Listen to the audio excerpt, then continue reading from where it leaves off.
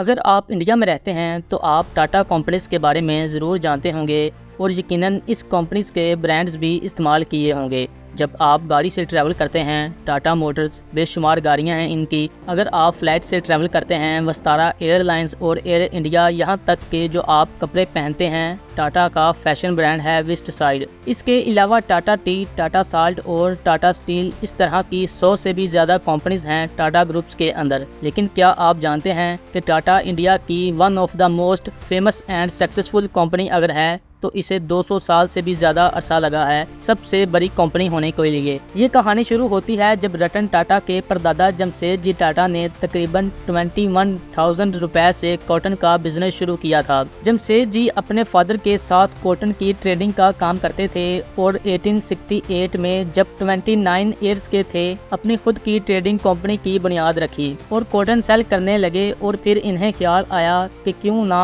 Cotton cell करने के साथ साथ टेक्सटाइल मिल भी लगाई जाए। लेकिन मिल लगाने के लिए बहुत ज़्यादा रकम की ज़रूरत थी जो इनके पास फ़िलहाल नहीं थी। लेकिन इन्हीं दिनों वहाँ एक ऑयल मिल काफ़ी नुकसान में जा रही थी और इनका काम भी नहीं चल रहा था। तो इन्होंने वो मिल बहुत कम पैसों में ख़रीद ली और इसमें कॉटन का काम करने लगे और इस मिल का नाम अलेक्जेंड्रा के नाम पर रखा गया। और फिर इस मिल को आगे सेल कर दिया जब ये बहुत ज़्यादा नुकसान में जा रही थी और बॉम्बे से नागपुर मिल शिफ्ट कर दी, जिससे इन्हें काफ़ी ज़्यादा फायदा हुआ क्योंकि रॉ मटेरियल यानी कॉटन की फसलें नागपुर के करीब ही होती थी और फिर कॉटन को कपड़ा बनाने के लिए इन्हें बहुत सारा पानी चाहिए होता था, जिसकी वजह से नागपुर में इन्हें पानी की किल्लत का सामना नहीं करना पड़ेगा क्योंकि यहाँ बहुत से रिवर्स और लेक्स हैं। अब जब इन्होंने वर्कर्स रखना शुरू किए तो वो बहुत सुस्त थे काम में क्योंकि वहाँ पहले कोई कॉटन का काम करता ही नहीं था और ना ही कोई इसे जानता था। और फिर वर्कर किसी ना किसी बहाने से छुट्टी पर ही रहते थे, जिसकी वजह से जमशेद जी टाटा बहुत परेशान रहता था। काफी सोचने के बाद इस मसले का हल भी तलाश कर लिया गया जो कि आज के मौजूदा दौर में भी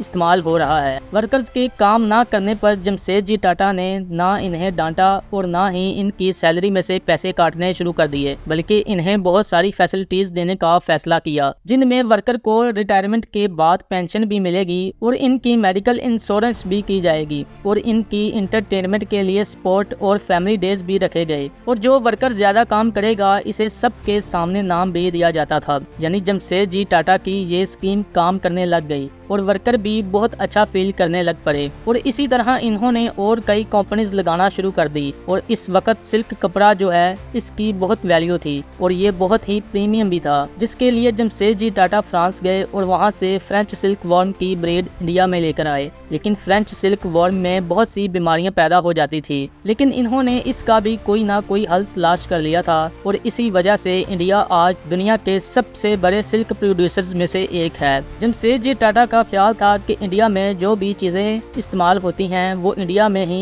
मैन्युफैक्चर्ड की जाएं और इनके टोटल 4 ख्वाब थे जिनमें से सिर्फ एक ही इन्होंने अपनी जिंदगी में पूरा होता हुआ देखा था और वो ख्वाब था द ताज महल होटल जो 1903 में कंप्लीट हुआ था। जब ताज महल होटल खोला गया तो ये इंडिया का सबसे पहला होटल था जिसमें इलेक्ट्रिसिटी दस्तयाब थी। इसके अलावा और भी ज्यादा फैसिलिटीज इस होटल में थीं। अब जमशेद जी टाटा का दूसरा ख्वाब स्टील मैन्युफैक्चर्ड करना था, जिसे ढूंढने के लिए इनको पूरे 70 ईयर्स लगे थे और फिर 1899 में वहां पर स्टील प्लांट का आगाज शुरू कर दिया गया। लेकिन स्टील बनते हुए देखना जमशेद जी की किस्मत में ना था क्योंकि 1904 में जमशेद जी की मौत हो गई थी और इनका सारा काम इनके बेटे दुर्बजी टाटा ने संभाल लिया था और इसने 1907 में iron and steel company establish कर दी थी, जिसे आज टाटा स्टील के नाम से जाना जाता है। 1932 में दुर्बजी टाटा की भी डेथ हो गई थी और इन 28 ईयर्स में इसने टाटा ग्रुप्स को स्टील, पावर, साइंस और कई दूसरी चीजों को सरंजाम दिया था।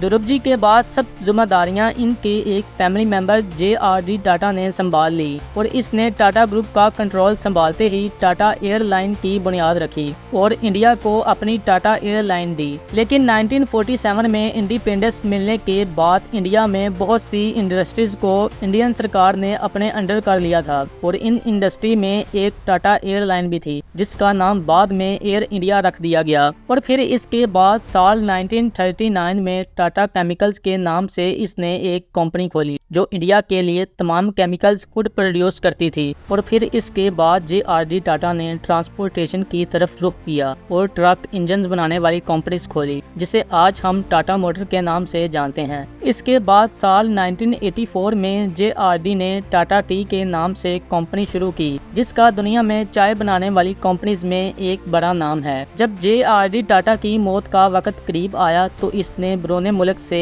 अपने एक फैमिली मेंबर को यहाँ इंडिया में बुलाया और ये फैमिली मेंबर रतन टाटा थे। और 1991 को रतन टाटा को JRD ने टाटा ग्रुप का चेयरमैन बना दिया। चेयरमैन बनते ही रतन टाटा ने सोचा कि इंडिया में कोई भी कंपनी ऐसी नहीं जो कंप्लीट गाड़ियों की मैन्युफैक्चरिंग करती हो, यानी इन लोगों को गाड़ियों के कुछ पार्ट्स बरूने मुल्क से लाने पड़ते थे। रतन टाटा ने एक नया कार मैन्युफैक्चरिंग प्लांट लगाया जिससे इन्होंने 1998 में इंडिया की पहली इंडिका कार को लॉन्च कर दिया। 2012 में रतन टाटा ने रिटायरमेंट ले ली थी एज आ चेयरमैन और साइरस मिस्ट्री को अपनी जगह चेयरमैन बना दिया। और अब कुछ दिन पहले ही 9 अक्टूबर 2024 को रतन टाटा की भी डेथ हो गई। आज टाटा 100 से भी ज़्यादा कंपनी चला रहा है और 700 मिलियन से भी ज़्यादा कस्टमर्स को अपनी प्रोडक्ट सेल कर रहा है। आज टाटा ग्रुप जिस लेवल पर है इसके पीछे कोई एक आदमी की मेहनत नहीं बल्कि पिछले 200 सालों से कई लोगों की मेहनत की वजह है।